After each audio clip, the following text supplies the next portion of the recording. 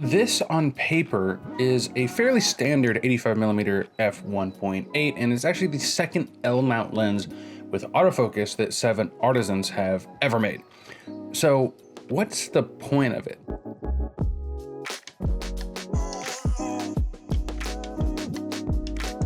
Well, obviously a fast 85 can get you some pretty amazing images.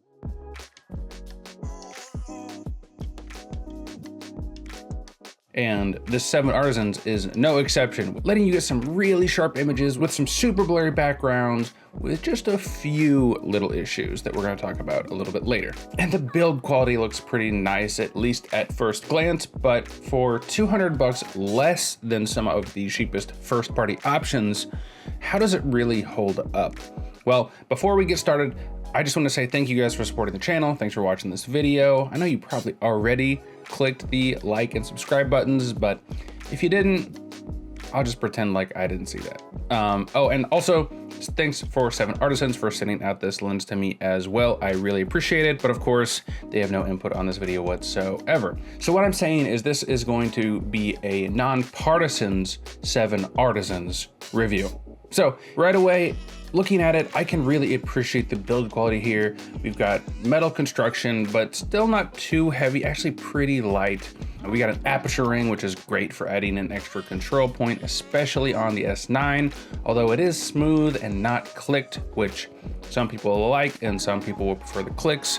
It still only changes in like third increments, so it's not like the 0.1 increments of something like a Sigma lens. And then there's a autofocus switch and a not at all standard additional custom function button, which again, for even the S5 Mark II or S1R2, but also especially on the S9, with its distinct lack of buttons, an extra function button really helps. Personally, I have it set to turn on and off subject detection, which works for how I tend to shoot. I guess the only thing that is really lacking compared to some other lenses is, well, weather sealing, or the lack thereof, right? There's no weather sealing or resistance as far as I can tell, so keep that in mind for sure. So I think personally, for most people, autofocus is one of the biggest questions people are gonna have about this 7Artisans lens, which is actually not an L-mount Alliance first party lens. So let's see how well it holds up. In my opinion, in video and photos, it actually works pretty well for the most part. With the standard autofocus settings in video, it lags just behind me when I'm moving at my fastest and catches up really well, locks right on.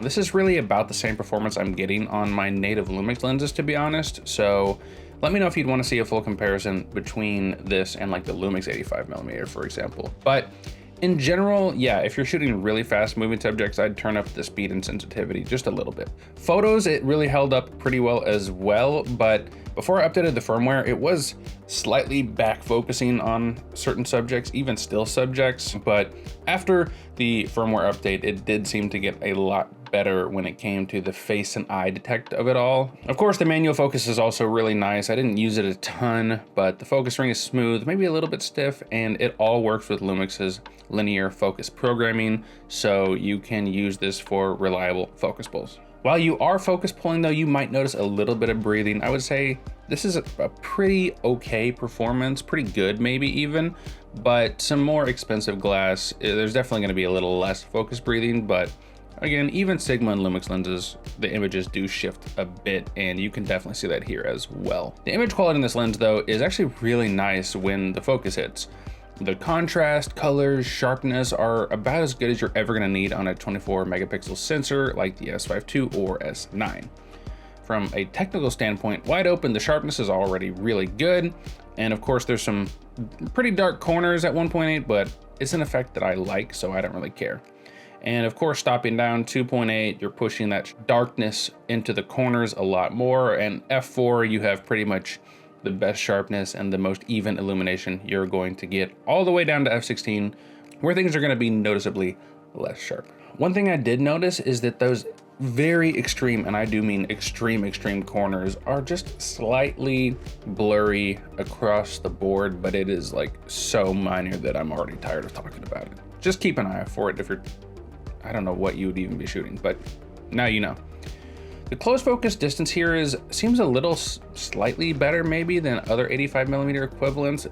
Even on paper, it seems about the same, but in practice, it felt like it was a little bit better than average. You can definitely, in these close-up or normal situations, get some chromatic aberration out of this lens if you really try, if you really look for it. But I would say there's more of like a ghosting, kind of hazy, low contrast thing going on, especially at those minimum focus distances. So yeah, it's there if you look for it, but I actually think it's a little bit better than other lenses I've used for the system. I would say the flare might be the only real thing that you need to watch out for on this lens. The actual flare itself is pretty soft and smooth for the most part, but I think the real issue people are either gonna love or hate is this sort of broad, glaring, contrast losing sort of flare. Similar look to what was on the 50mm they released a little while ago, but in this case, I actually like it a lot more. For sunset portraits and backlit situations, it actually can have like a really pleasant bloom around your light sources. And I don't know, I really ended up liking the flare and even that glare. The contrast held up just good enough.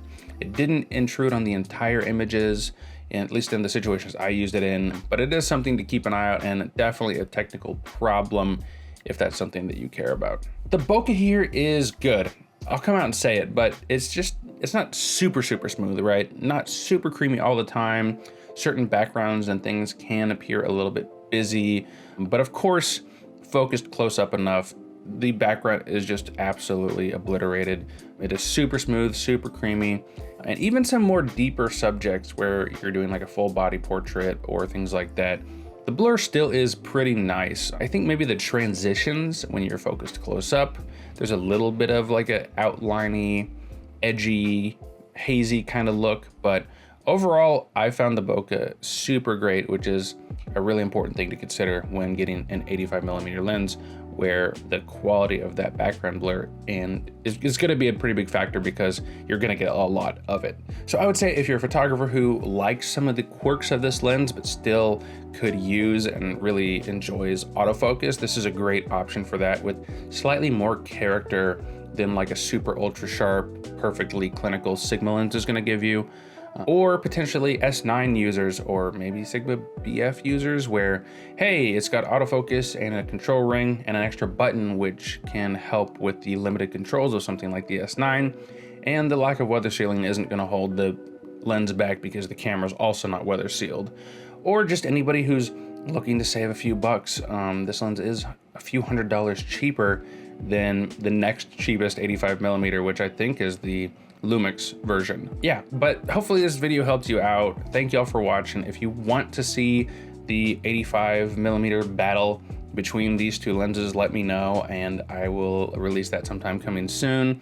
Thank y'all for watching. If this helped with your purchasing decisions, I'll have all the links down in the description for stuff that I use commonly, as well as anything featured in this video. And in general, I just really appreciate you guys coming by, watching, and doing anything you can to support the channel. It really does go a long way. Thanks again for 7Artisans for sending this lens out to me. As always, if you just subscribe or if you have been for a while, I will see you when I see you.